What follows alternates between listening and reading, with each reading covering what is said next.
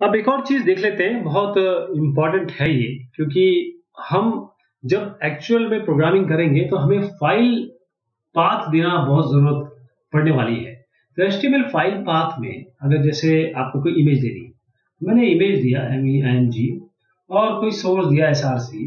तो अगर मैंने यहाँ पर सीधा पिक्चर डॉट, जैसे मैंने पिक्चर, मेरा PEC नाम है, पिक्चर डॉट JPG या जो भी दिया, अगर ये दिया तो इसका मतलब ये है कि मेरी जो पिक्चर है पिक डॉट जेपीजी, ये उसी फोल्डर में जहां पर ये पेज है, HTML का पेज जहां पर है, राइट। अगर मैंने इसको ऐसे दिया, जब ये पिक्चर डॉट जेपीजी वो किसी इमेजेस फोल्डर में रखी होगी और वहां पर ही आपका पेज होगा। जैसे ये पेज है, आपकी डायरेक्टरी है, यहाँ पर HTML का पेज रखा हुआ है, यहाँ पर एक इमेजेस फोल्डर है, उसके अंदर आपकी इमेज रखी है पिक डॉट जेपीजी। तब तब क्या होगा, आप ऐसे कैसे देंगे, SRC इक्वल टू ऐसे पिक डॉट जेपीजी, लेकिन उसके आगे आपको लगाना है इमेजेस, ये फोल्डर है, और ये फॉरवर्ड स्लैश लगा के पिक डॉट जेपीजी, ऐसे करना है डबल कोट से। अगर पिक्चर लोकेटेड है कहीं इमेजेस फोल्डर में, जो रूट करंट वेब आपका जहां पर भी चल रहा है उसके रूट फोल्डर में, तो आप क्या करेंगे, उसके लिए ये IMG करेंगे, SRC यहां पर करेंगे डबल कोट्स में।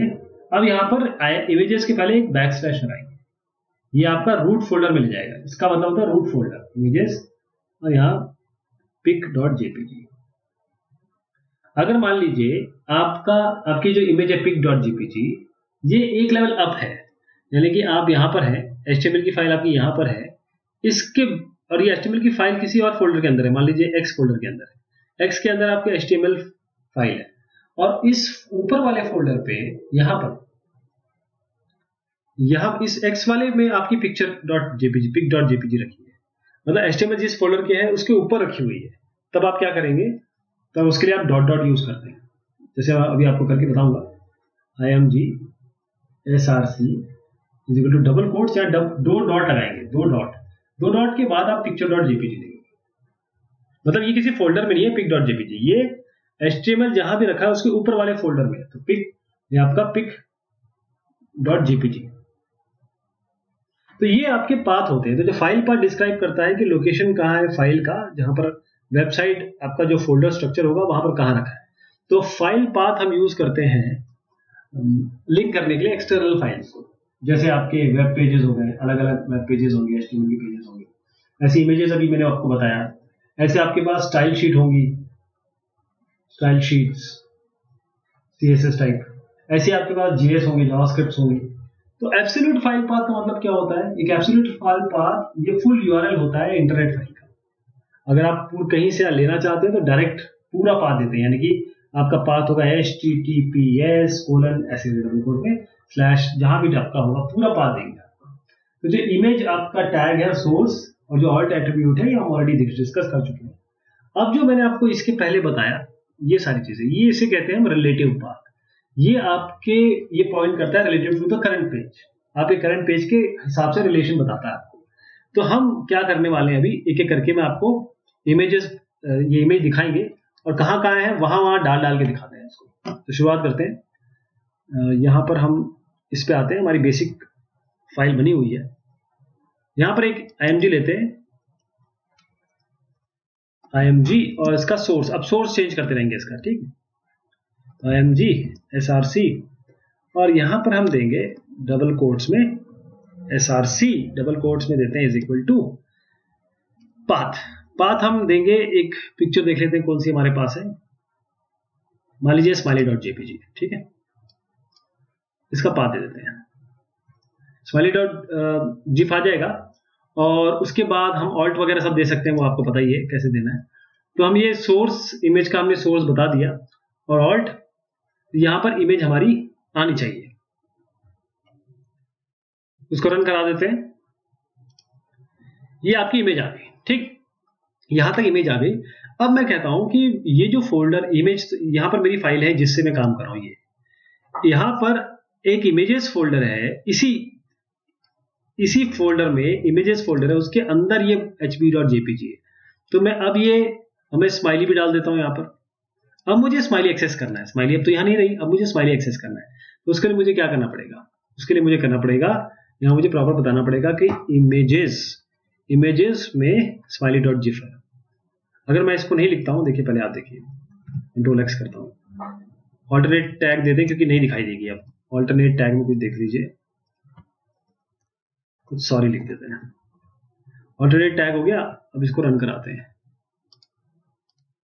तो आपकी यहाँ पर सॉरी लिख के आ गया क्योंकि इमेजेस तो है नहीं। लेकिन हमने अभी भी क्या किया, हमने इमेज को इस फोल्डर में जहां पर हमारी HTML का फाइल है उसके इमेजेस, उसके साथ ही एक फोल्डर बनाने हैं इमेजेस, उसके अंदर डाला। तो अब हम इसको पाथ देंगे यहाँ पर इमेजेस के अंदर, इमेजेस के बाद / लगाइए स्माइली डॉट जिफ। ये हो गया। अब इसको देखिए, कंट्रोल एस करके रन कराता हूँ,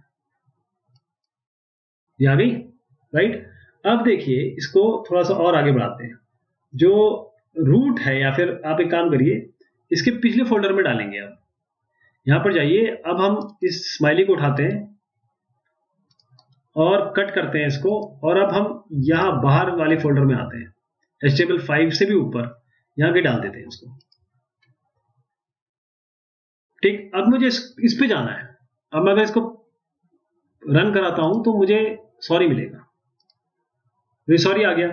लेकिन अब मुझे इसको फोल्डर अप ले जाना है, तो फोल्डर अप में क्या करेंगे, यहां पर लिखेंगे डॉट डॉट और एक स्लैश। ठीक, बहुत ध्यान से देखिए हो क्या रहा है इसमें।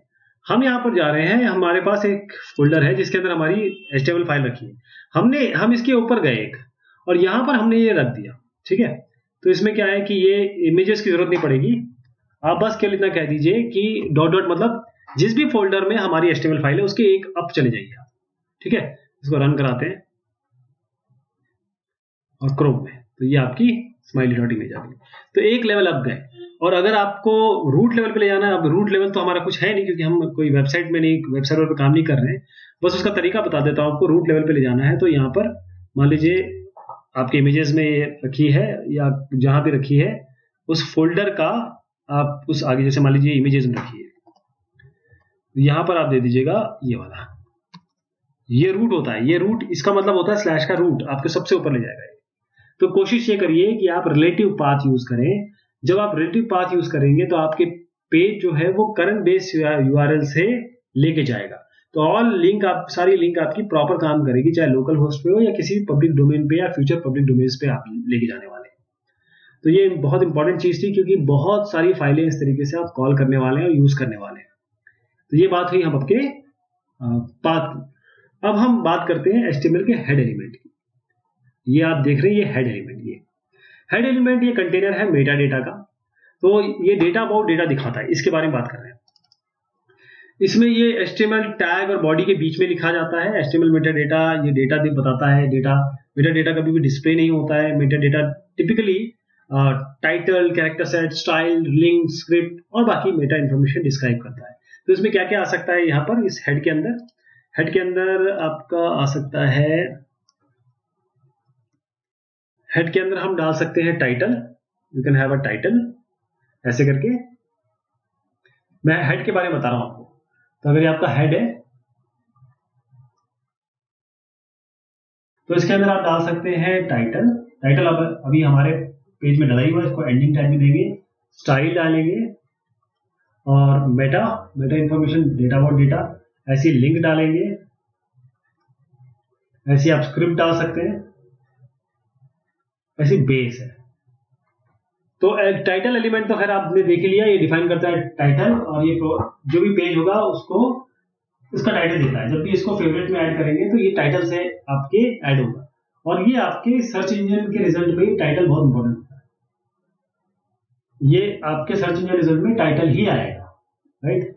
और स्टाइल आप देख चुके हैं, स्टाइल हम कैसे करते हैं, स्टाइलिंग तो आप देख चुके हैं, स्टाइलिंग कैसे करते हैं। ऐसे लिंक हम किसी स्टाइल शीट वगैरह को कर चुके हैं, CSS को। ऐसी मेटा इंफॉर्मेशन, मेटा कैरेक्टरिस्टिक या कैर सेट, UTF है, या मेटा नेम दे सकते हैं, डिस्क्रिप्शन और कंटेंट बता सकते हैं उसका, और ऑथर बता सकते हैं। मेटा में आपके मेटा में क्या क्या आ सकता है मेटा टैग में। तो मेटा टैग में आप यहाँ आप दे सकते हैं name is equal to description कर सकते हैं, नेम इज इक्वल टू आप कीवर्ड्स कर सकते हैं, name is equal to author कर सकते हैं। ऐसे आप बहुत सारी चीज दिखा दे रहे हैं। साथ साथ में अगर रिफ्रेश करना चाहते हैं आप अपने डॉक्यूमेंट को, तो आप कुछ इस तरीके से करते हैं, जैसे मेटा, और ये सब हेड के अंदर लिख रहे हैं आप, मेटा यहाँ पर लिख सकते हैं आप इस जगह पे, मेटा यहाँ पर लिखिए HTTP equivalent is equal to refresh double quotes में, और यहाँ आगे लिख दीजिए content equal to 30 double quotes में, और इसको बंद कर दीजिए। तो क्या करेगा, हर बार मेटा टैग में, हर बार मेटा में जो टैग में हम रिफ्रेश दिया है वो आपका बार बार 30 सेकंड तक वो करता रहेगा, रिफ्रेश करता रहेगा। ऐसे आप व्यू पोर्ट सेट कर सकते हैं। व्यू पोर्ट क्या होता है?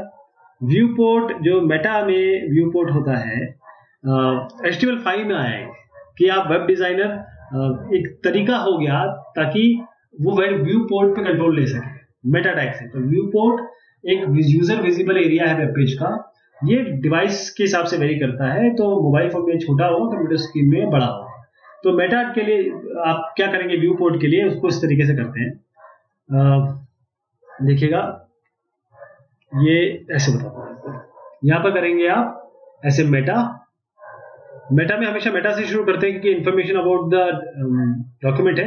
यहाँ पर नेम करेंगे, नेम के आगे आप यहाँ पर लिखेंगे व्यू पोर्ट, व्यू और पोर्ट, व्यू पोर्ट, और यहाँ पर फिर आगे लिखेंगे कंटेंट को आप दे सकते हैं जो भी, विड्थ डिवाइस विड्थ को दे सकते हैं, डिवाइस विड्थ, इनिशियल स्केल को आप 1.0, इस तरीके से आप मेटा व्यू पोर्ट आपको ब्राउजर इंस्ट्रक्शन देता है कि किस तरीके से आप पेज के डिमेंशन और स्केलिंग को कंट्रोल करेंगे। विड्थ इक्वल टू आप ऐसे दे सकते हैं इसके अंदर ना, यहाँ पर इसके अंदर आप दे सकते हैं width is equal to device width. तो ये सेट करता है विड्थ जब भी जो स्क्रीन के हिसाब से डिपेंडिंग ऑन द डिवाइस। आप यहां अंदर इसके क्या दे सकते थे, और इनिशियल स्केल दे सकते हैं वो 1.0।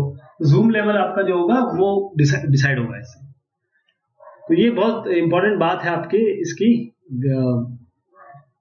अगर आप व्यू पोर्ट देखें या फिर नॉन व्यू पोर्ट देखें, क्योंकि अगर बगैर व्यू पोर्ट के देखेंगे आपको तो गलत दिखाई देगा, व्यू पोर्ट के हिसाब से देखेंगे तो आपके पूरे स्क्रीन में फैल जाएगा, वो अच्छे से दिखाई देगा। आप स्क्रिप्ट टैग देख चुके हैं, मैंने अभी आपको स्क्रिप्ट टैग बताया, ये स्क्रिप्ट आप यूज कर सकते हैं मेटा में, और यानी कि हेड में स्क्रिप्ट हम देख चुके हैं। HTML का बेस देख चुके हैं, जिसमें मैंने आपको बताया था टारगेट आप दे सकते हैं।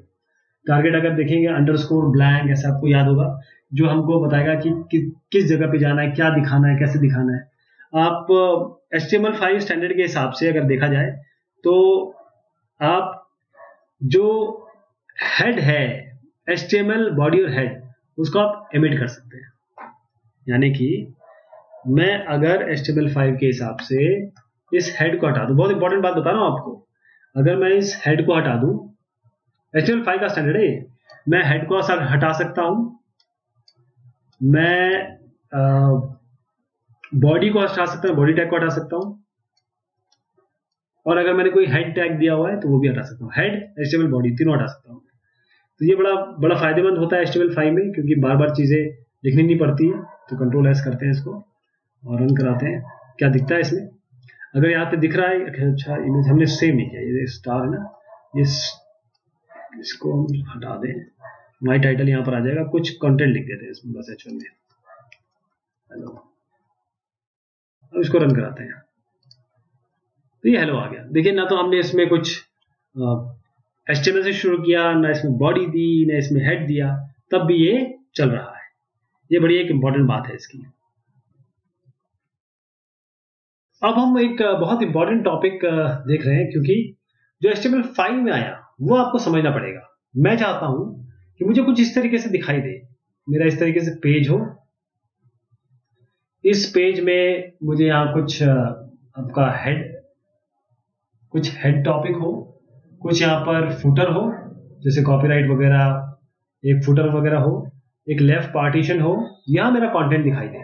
तो मैं करना क्या चाहता हूं इसमें, मैं चाहता हूं कि एक हेडर हो इस जगह पे, एक नेविगेशन वाला यहाँ पर कुछ हो, जैसे यहाँ पर नेविगेशन के टैब्स हो, नैव करके हेडर हो, नेविगेशन हो, यहाँ अलग अलग सेक्शन हो, सेक्शन कुछ आर्टिकल हो, यहाँ पर आर्टिकल, यहाँ फुटर हो मेरा, यहाँ पर कुछ मेरा ए साइड हो, ऐसे करके। तो जो हेडर है इसमें, ये करके बताता हूँ आपको, जो हेडर है बहुत ध्यान से देखिएगा क्योंकि ये बहुत इंपॉर्टेंट चीज है, HTML5 में आई है। तो जो हेडर होता है वो डिफाइन करता है हेडर डॉक्यूमेंट का या किसी सेक्शन का। ये NAV जो है ये बताता है नेविगेशन लिंक्स, अलग अलग नेविगेशन, ये एक कंटेनर होता है नेविगेशन लिंक का। जो सेक्शन होता है ये किसी डॉक्यूमेंट का अलग एक पार्ट दिखाता है, सेक्शन। ऐसे अगर आर्टिकल करेंगे तो आर्टिकल क्या बताता है, आर्टिकल ये एक इंडिपेंडेंट सेल्फ कंटेन्ड आर्टिकल होता है, इंडिपेंडेंट अपना अलग से चलेगा। ये ए साइड करेंगे तो ये क्या करेगा, ए साइड ये डिफाइन करेगा कंटेंट ए साइड, जैसे साइड बार होता है ना, तो ये बताता है कि content, it defines content aside from the content, यानी कोई कंटेंट के किस साइड में, किस जगह पर, जैसे एक साइड बार, अभी इसको बना के बताऊंगा मैं। ऐसे आपका फुटर होता है, फुटर ये आपको क्या बताता है, फुटर डॉक्यूमेंट का सेक्शन का फुटर। अभी डिटेल्स भी है, डिटेल्स ये आपको क्या बताता है, एडिशनल कोई डिटेल्स हो तो। और समरी ये डिफाइन करता है हेडिंग, जो डिटेल्स एलिमेंट है ना इसके लिए ये हेडिंग डिफाइन करता है। तो 4 डिफरेंट टाइप के तरीके हैं जिसमें हम क्रिएट कर सकते हैं मल्टी कॉलम लेआउट, जैसे अभी आपने देखा। हर एक तरीके के अपने फायदे नुकसान है। HTML टेबल्स है, CSS फ्लोट प्रॉपर्टी है, CSS फ्रेमवर्क है, CSS फ्लेक्स वर्क है, तो कौन सा आप चूज करेंगे ये एक इंपॉर्टेंट इसमें एस्पेक्ट है। तो पहले हम क्या करते हैं कि एक जो अभी मैंने आपको इससे पहले बताया था वो बना के देख लेते हैं, वो बनाएंगे, उससे आपको समझ में आ जाएगा कि कहाँ कहाँ क्या क्या चीजें हो रही। तो शुरुआत करते हैं, यहाँ पर हम अपने पेज पे आते हैं, और चूंकि हम जानते हैं कि हमें यहाँ पर कुछ लिखने की आवश्यकता है नहीं, तो अब हम यहाँ से डायरेक्ट शुरू कर सकते हैं। तो हम क्या करेंगे, इसमें एक ऐसा पेज बनाएंगे जिसके ऊपर आपको जिसमें हम हेडर भी यूज करेंगे, जिसमें नेविगेशन भी यूज करेंगे, जिसमें हम आर्टिकल भी यूज करेंगे और फुटर भी यूज करेंगे। तो सबसे पहले हम क्या करेंगे, एक डिव से शुरू करते हैं। डिव ये सब हटा देते हैं, अभी या टाइटल रहने दीजिए, बहुत ध्यान से देखते रहिए। सबसे पहले मैं बना रहा हूं आपका, चलिए हम बनाते हैं डिव। तो डिव बनाएंगे और डिव का कोई क्लास, क्योंकि इस डिव को भी हमें स्टाइल देना है, तो डिव बनाएंगे, इसका हम क्लास मान लीजिए, हम क्लास करते हैं कंटेनर। ये हो गया, इसको बंद कर दीजिए। अब डिव बन गया, अब डिवीजन के हिसाब से चलेंगे। एक हेडर बनाइए, इसमें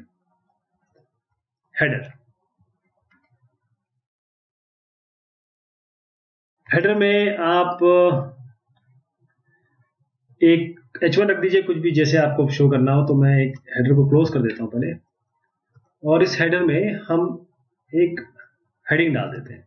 मान लीजिए H1 में हेडिंग डाल देते हैं, H1, और इसके अंदर क्या लिखते हैं, कुछ माय ऑफिस, इसको बंद कर देते हैं, राइट। ये माय ऑफिस हो गया। अब हेडर बन गया हमारा।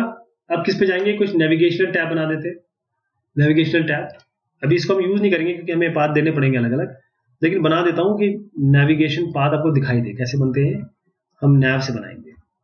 एक पूरा डॉक्यूमेंट, एक पूरा आपको वेबसाइट दिख जाएगी, पूरी वेबसाइट का पेज दिख जाएगा बाकायदा। तो नैव शुरू करेंगे, नैव को एंड कर देते हैं। ओके, नैव को एंड भी कर देते हैं। अब इसके अंदर नेविगेशन में हम अलग अलग अनऑर्डर्ड लिस्ट्स में यूएल देते हैं, और इस यूएल में हम कुछ लिस्ट एलिमेंट देंगे। अनऑर्डर्ड लिस्ट बंद कर दी। यहां पर अब आइए एलआई टैग, इस लिस्ट में हम अलग अलग लिंक दे सकते हैं। तो एलआई शुरू करिए और एलआई बंद करिए।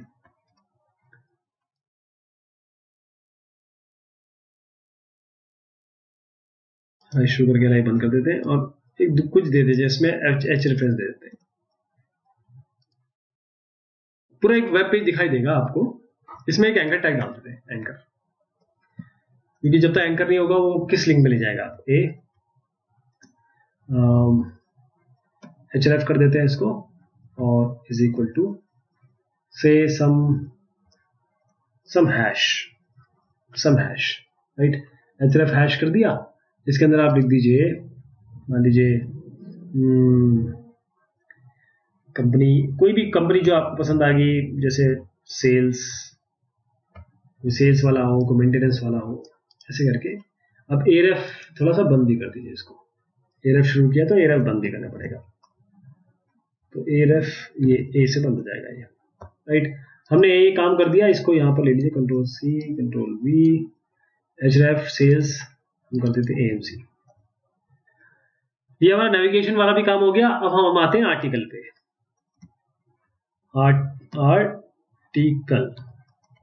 आर्टिकल को बंद करिए, आर्टिकल को शुरू करिए, और कंट्रोल सी, जो चीज शुरू करें उसको वहीं के वहीं बंद कर दीजिए, उसके बाद कंटेंट लिखिए इसमें, राइट। तो हम इसमें कुछ ज्यादा लिखेंगे नहीं, हम एक पी बनाते हैं और छोटा सा कुछ लिख देते हैं इसमें, पी,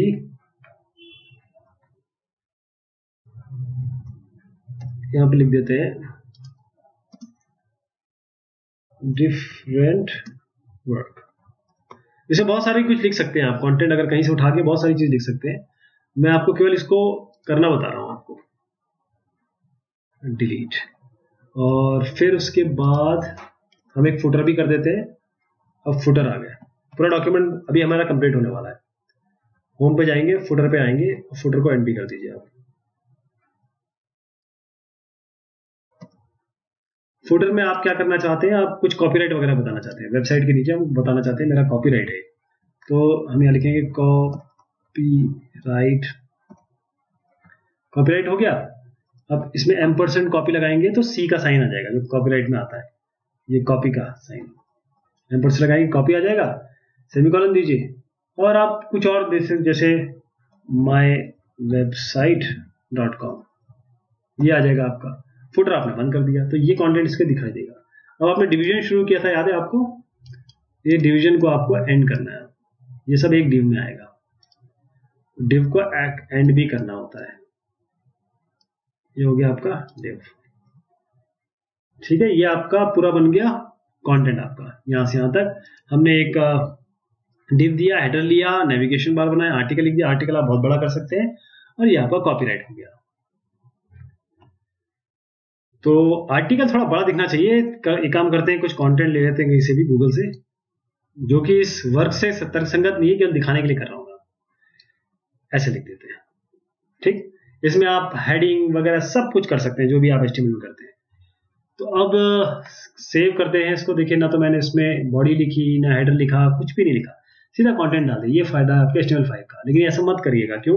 क्योंकि आप, जरूरी नहीं है कि आपके ब्राउजर सारे सपोर्ट करें। इसको रन कराइए, ये देखिए आपका एक प्रॉपर पेज आ गया। ये आपका हेड, ये आपके लिंक्स आ गए, हमने कुछ दिया नहीं था तो इसलिए कुछ लिखा नहीं, और यहाँ पे अलग अलग आपके कंटेंट आ गए। अब आप क्या कर सकते हैं, इसकी स्टाइलिंग दे सकते हैं।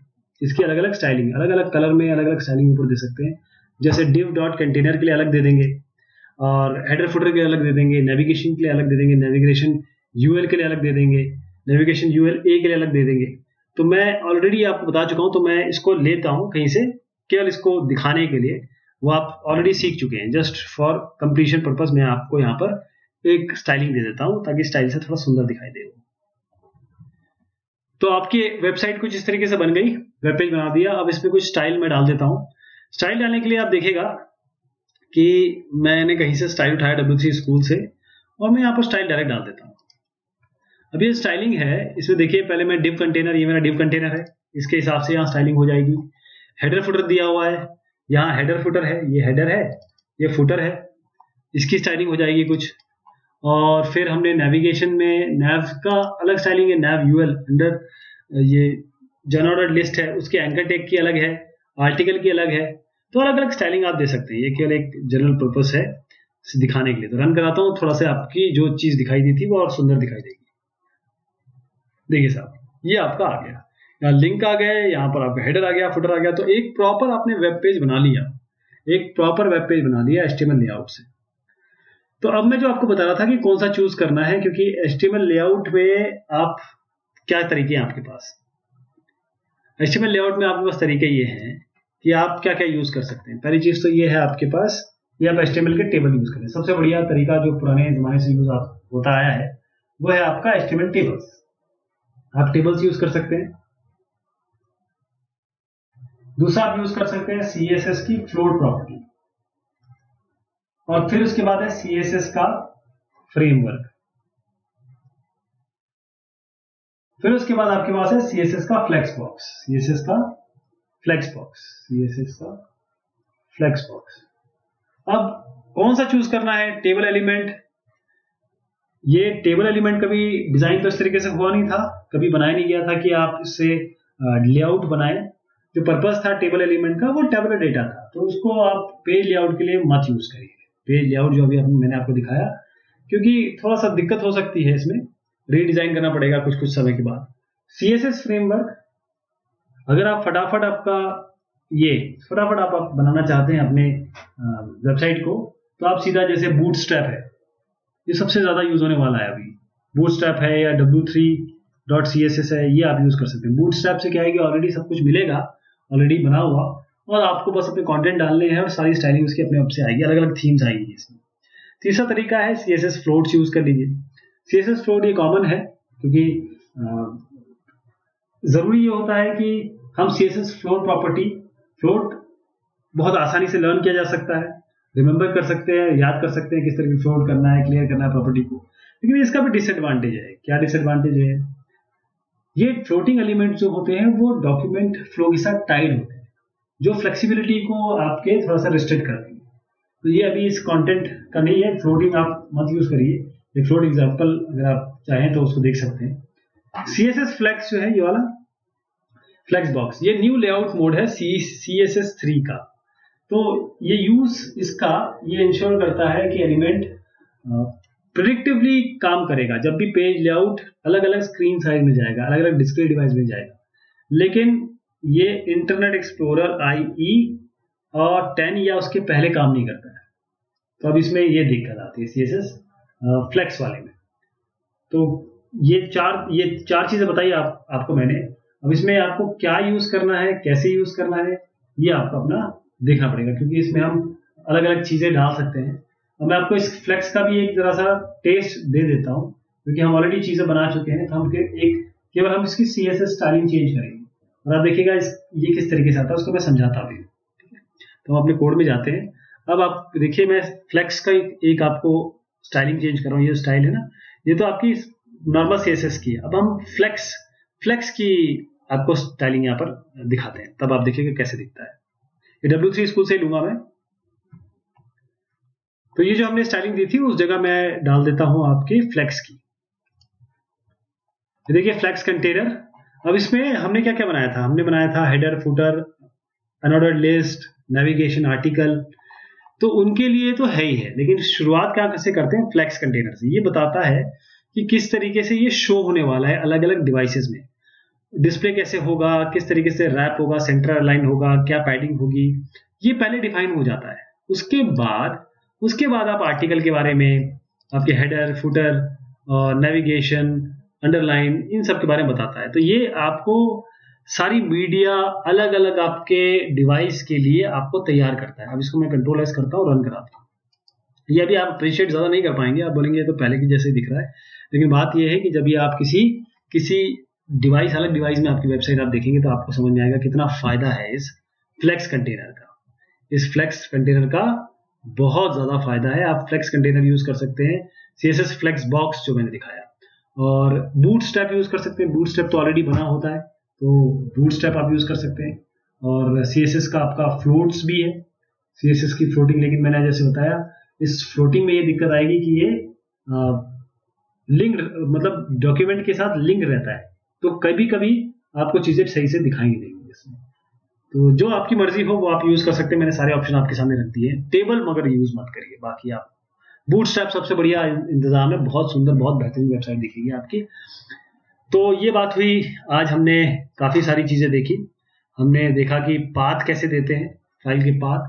हमने एक प्रॉपर डॉक्यूमेंट देखा और हमने देखा कि क्या क्या चीजें हेड में होती है, जैसे हमने मेटा इन्फॉर्मेशन वगैरह देखी, हमने देखा लेआउट में क्या क्या लेआउट हो सकते हैं, लेआउट प्रॉपर बना के देखा जो आपके सामने है, और आगे हम बहुत और इम्पोर्टेंट बात करने वाले हैं HTML के बारे में। तब तक के लिए शुक्रिया, मेहरबानी आप सभी की।